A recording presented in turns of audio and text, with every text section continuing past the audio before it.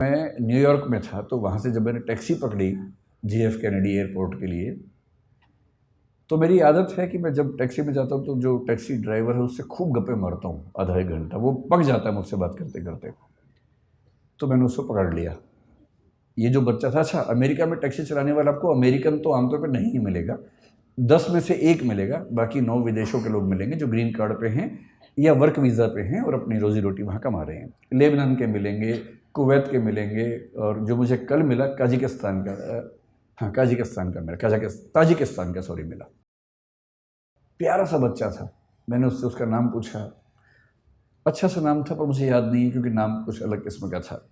अगर आपको बहुत शौक है तो मैंने नाम नोट कर लिया था, मैं नोट कर लेता हूँ खटाक से, ताकि मैं बाद में केस स्टडी की तरह उसे कहीं कोट कर सकूं, क्योंकि मेरा काम ही ये है कोट करना जगह जगह जाके। तो मैंने देखिए, मैंने एक नोट बना रखा है, टेकअवेज ऑफ USA ट्रिप 2023। उसमें जो आखिरी स्टडी है वो है टैक्सी टू JFK एयरपोर्ट। उसका नाम था गायराटी। 23 साल का बच्चा था, ताजिकिस्तान से। मैंने उसको इंग्लिश नहीं आती थी, ताजिक भाषा आती थी जो मुझे नहीं आती थी, उसे हिंदी भी नहीं आती थी। अच्छा, ऐसे में क्या होता है कि इशारों की भाषा में काम चलता है फिर थोड़ी देर के बाद तो।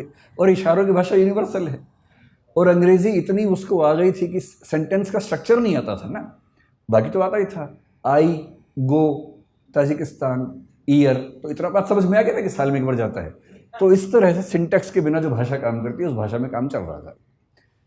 तो मैंने पहले उससे पूछा व्हाट्स योर नेम, उसने घूर के देखा, फिर मैं कहा नेम, वो समझ गया नेम पूछ रहा है, तो उसने बताया गायराटी। फिर मैंने कहा एज, तो उसने कहा 23 ईयर्स। भारत में फूफा लोग इतना करने के बाद तो रिश्ता तय कर लेते हैं, तो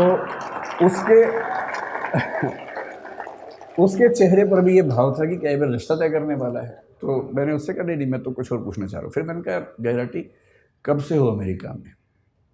उसने कहा 1 ईयर।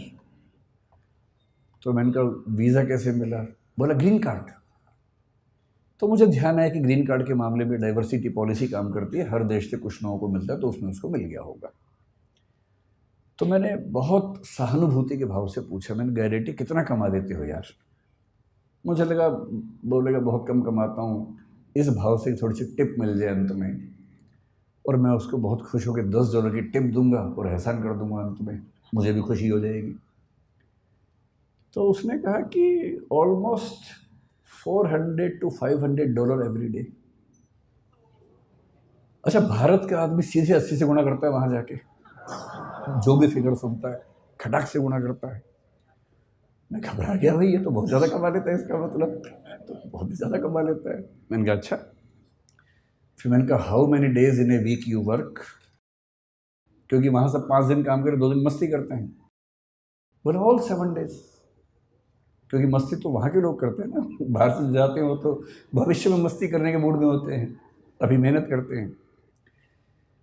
फिर वो समझ गया कि मेरी इनकम काउंट करना चाह रहा है, तो उससे खुद ही बोला on average I earn $12,000 to $14,000 per month.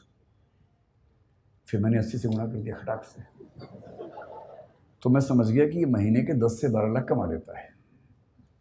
तो मैंने उससे फिर पूछा दिस इज योर रेवेन्यू और this is your saving?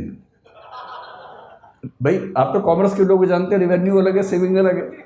Net income है कि ग्रॉस इनकम है, उसी में सारा खेल हो जाता है, और वैल्यूएशन की दुनिया इसी खेल पे चल रही है कि कुछ का कुछ बोल के वैल्यूएशन करवा लेना है।